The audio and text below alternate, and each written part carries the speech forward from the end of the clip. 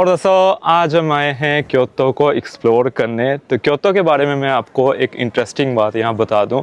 ये क्योतो 1000 साल तो पुराना है, लेकिन इसी के साथ साथ यहाँ एक हिस्टोरिकल सिटी और उसके साथ आपको यहाँ मॉडर्न सिटी दोनों का मज़ा मिल जाएगा। तो इस वीडियो में आपको मैं दोनों चीज़ें यहाँ एक्सप्लोर कराता हूँ। तो चलते हैं।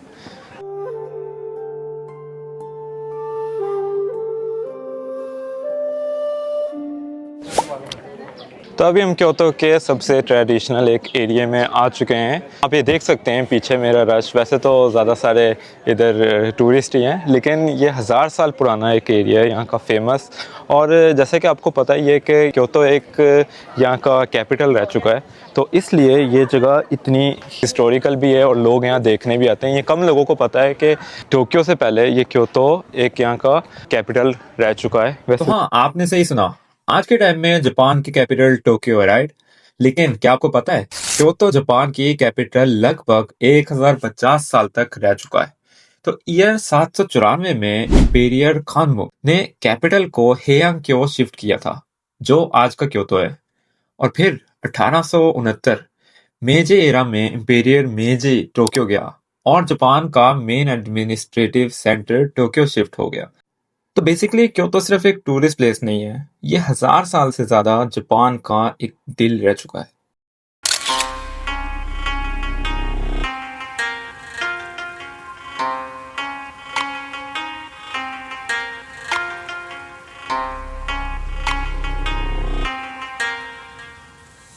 वैसे तो गर्मी आज इतनी ज़्यादा है, तो मैं भी ज़रा छाँव में आकर यहाँ बना तो रहा हूँ, लेकिन हर जगह मुझे यहाँ सिर्फ टूरिस्ट दिख रहे हैं। जापानीज़ तो बहुत कम है और वो भी यहाँ इंग्लिश में ही बात करते हैं। ये मुझे बहुत ही इतना ज़्यादा मैं सरप्राइज हुआ हूँ।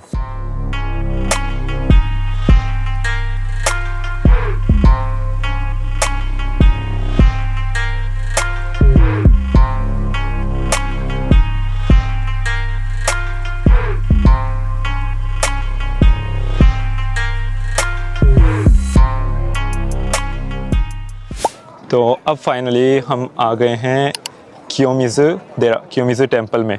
तो ये यहाँ का सबसे फेमस एक ओतेरा है, टेम्पल है।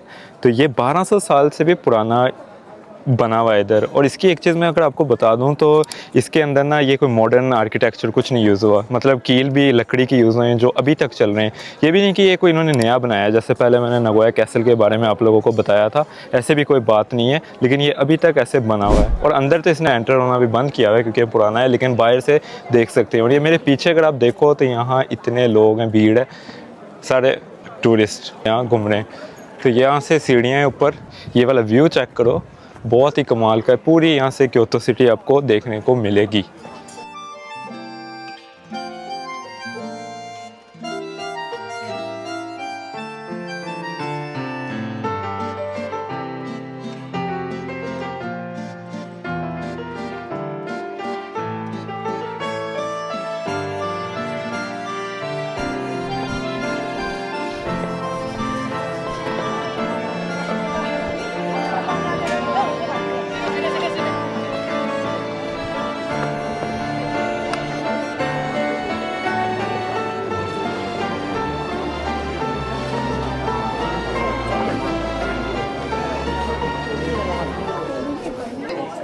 तो यहाँ आप रश देख सकते हो, इतना ज़्यादा है। मेरे पीछे भी मतलब कंधे से कंधा टकरा रहा है, इतना रश यहाँ लगा हुआ है। और ये आज नॉर्मल एक संडे है तो इस वजह से थोड़ा ज़्यादा भी हो सकता है, लेकिन गोल्डन वीक भी ख़त्म हो चुकी है और फिर भी ये रश है। और 90%, मैं कहता हूँ 99% यहाँ सारे ही टूरिस्ट। और पूरा साल ही ना ऐसे रहता है। हालांकि अभी कहते हैं जापान में कि यहाँ चाइना से थोड़ी पाबंदी लगा दी है जापान आने के लिए, तो इस वजह से थोड़ा कम रश लगा है, लेकिन फिर भी बहुत ज़्यादा है। मैं हैरान हूँ।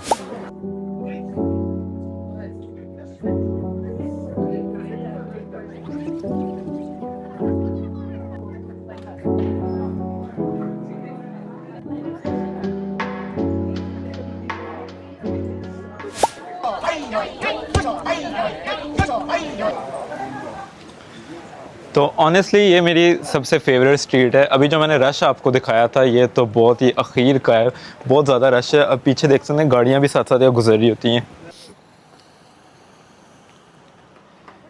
ऐसे बिल्कुल गाड़ियाँ भी यहाँ साथ साथ गुजारी होती हैं, लेकिन वो रश है और इसके अंदर से टैक्सी ये गुजार कर ले जाती है। मुझे तो हैरान हो रही है, लेकिन इंडिया में तो चलो चलता ही ऐसा ही। लेकिन जापान में ऐसा मैंने बहुत ही कम देखा है कि इतनी भीड़ के अंदर ये गाड़ियाँ चला के ऐसे ले जाएं। यहाँ तो सब कुछ सेफ़ होता है, ये बाउंड्रीज़ बनाते हैं, लेकिन यहाँ लोग आराम से चल रहे हैं क्योंकि ज़्यादा यहाँ फॉरनर होते हैं इस वजह से।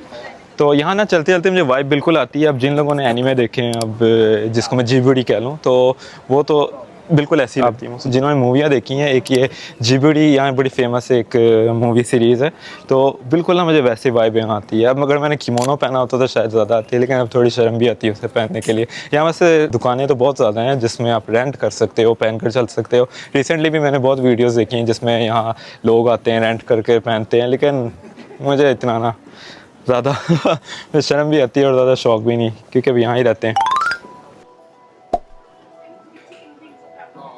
みたらしの普通のやつ1本ときな粉1本お願いします。ऐसा तो हो नहीं सकता कि ऐसे स्ट्रीट में वॉक करें और सूखे सूखे चले जाएं। तो अभी हमने ली है ये मिताराशी दांगो।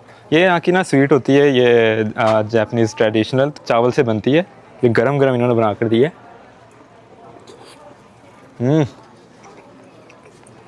बहुत ही फ्रेश। मिल तो ये हर जगह जाती है, कहीं भी जाओ, जैसे कोई रेस्टोरेंट में चले जाओ या कहीं इन्होंने लगाया होता है, लेकिन ये जो फ्रेश बना कर देते हैं ना, इसका मज़ा ही अपना है। ये मेरे पीछे इधर दुकान है, इसे ऑर्डर देते हैं ना तो ये अंदर बना कर देती है, तो बहुत ही ताज़ी है। अब एक एक इसका ना ये क्या कहते हैं, बड़ा भी बहुत है। वैसे छोटी छोटी होती हैं, 4-5 इन्होंने ना स्टिक में लगाई होती हैं। ये बड़ा बनाया, लेकिन मीठा भी खीर का है और हैवी।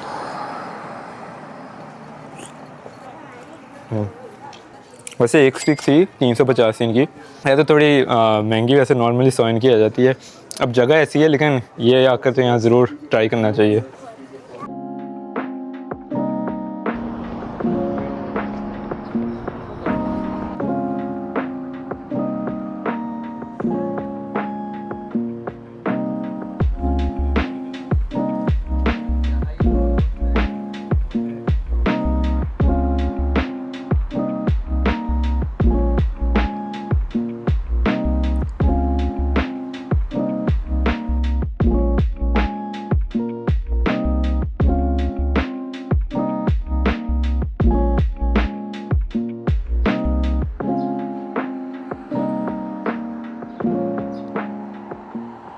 ये भी चलते चलते स्ट्रीट में एक मुझे फैमिली मार्ट दिखा। नॉर्मली तो फैमिली मार्ट चलो ग्रीन ही होता है, इसके ऊपर छत भी इन्होंने ऐसी क्योतो जैसी बनाई है, और सबसे हैरानगी की बात कि ऐसे सीटें बाहर लगाई हुई हैं बैठने के लिए, और इतने कंजस्टेड एरिया में।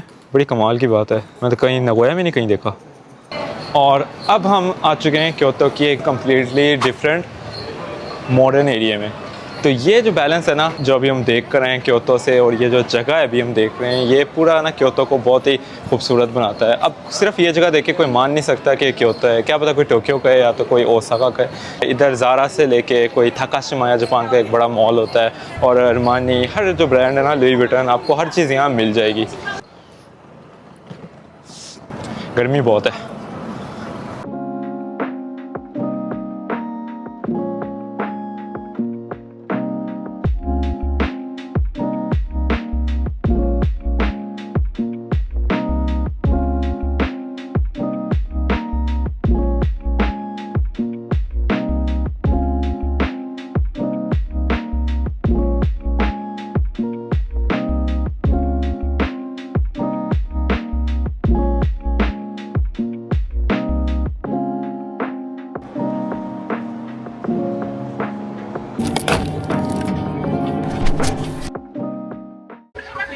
ये भी मैं आया था डोंकी होते में, इसके अंदर वाली इतनी मैंने कभी नहीं देखी माचा की प्रोडक्ट। अब ये एरिया ऐसा, लोग आते हैं साइट सीइंग के लिए, तो हर जगह इन्होंने माचा की चीज़ें लगाई हुई हैं।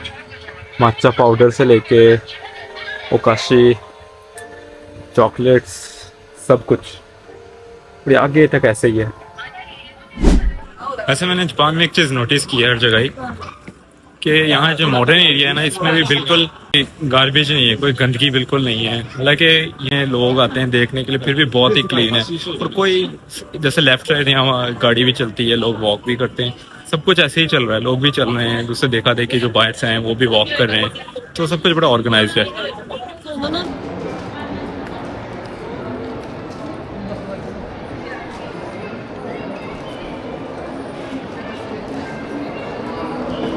अब एक स्ट्रीट में एंटर हो चुके हैं, इसी के साथ ही जैसे ये इधर श्राइन है, साथ ही स्ट्रीट फूड है, बहुत ही अजीब सी रोड है लेकिन कमाल की है।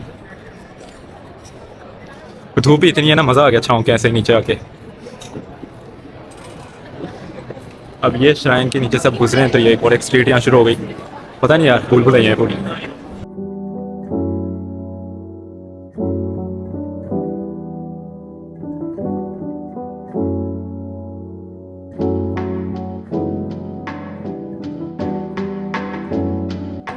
यहाँ देखो ना, वेंडिंग मशीन तो हर जगह होती हैं, लेकिन उसके साथ साथ इन्होंने हर एरिया के ऐसे डिज़ाइन ना साथ बनाए होते हैं। काबुकी, माइको, देन निंजा, बहुत यूनिक है। ये भी हमने ली थी यहाँ की स्पेशल आइसक्रीम।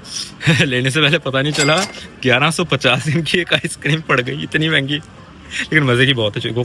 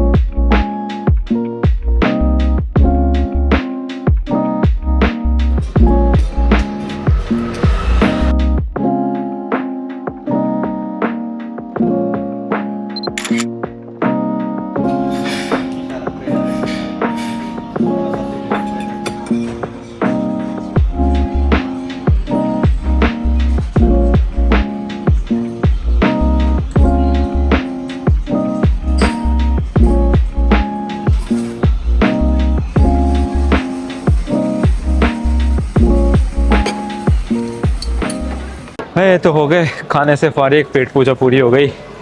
तो अब यहाँ से पार्किंग कोई लगभग आधे घंटे की जगह पर है। आते हुए तो चलते चलते आ गए थे वॉक करते हुए कि चलो देख लेंगे, अब थोड़ा थक भी गए और पेट भी बहुत भर गया, तो अब ये बस का इंतज़ार कर रहे हैं कि यहाँ से चलते हैं।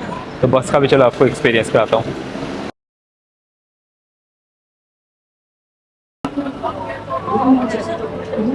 फुल पैक है।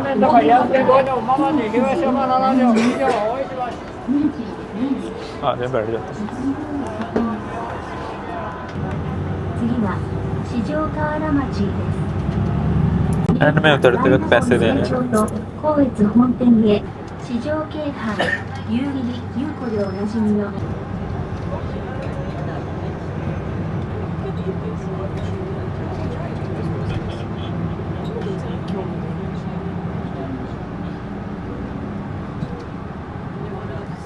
京阪電車ご利用の方はこの止まります。扉が開くまでその場でお待ちください。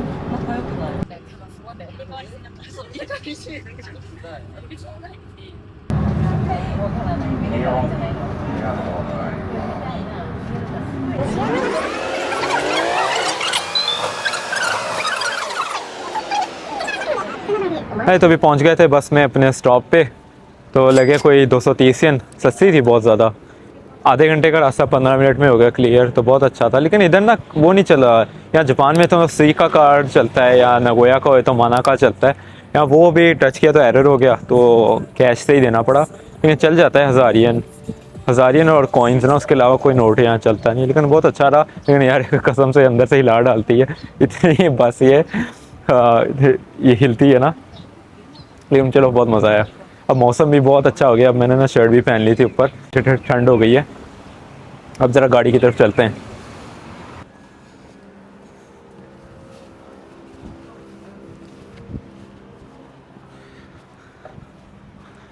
तो चलते चलते पहुंच गए अपनी पार्किंग में।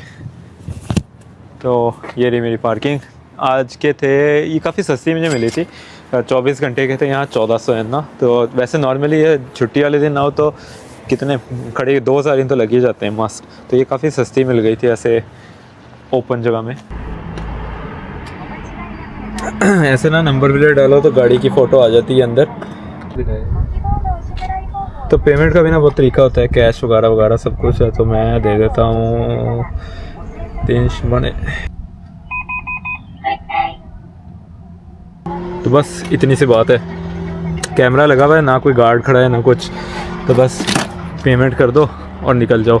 अगर ना भी पे करो तो निकल तो सकते हैं, लेकिन ये कैमरे लगे हैं तो ऑब्वियसली यहाँ की पुलिस से बड़ी स्ट्रिक्ट होती है। तो ये था यहाँ का तरीका। तो ओवरऑल आज का एक्सपीरियंस बहुत अच्छा रहा। क्योंकि में आकर एक चीज़ यार समझ आ गई कि यहाँ इस सिटी में जैसे ये पुराना जापान नहीं, पुरानी सिटी से लेकर साथ साथ ये मॉडर्न भी चीज़ है, तो इस वजह से ये शायद कुछ ज़्यादा इस चीज़ को ना यूनिक बनाती है। तो बहुत आज वॉक की, इतना चले आए थे, कोई दोपहर को बज चुके हैं यहाँ 7। तो अब जहाँ निकलते हैं नगोया की तरफ। ये ओवरऑल बहुत अच्छा रहा, आप लोग को भी ज़रूर देखना चाहिए। तो चलो आज का सफ़र यहाँ तक करते हैं ख़त्म। तो अगर आपको ऐसी वीडियो और अच्छी लगी और देखनी है तो ज़रूर मुझे सब्सक्राइब करना। तो मिलते हैं एक अगली वीडियो में।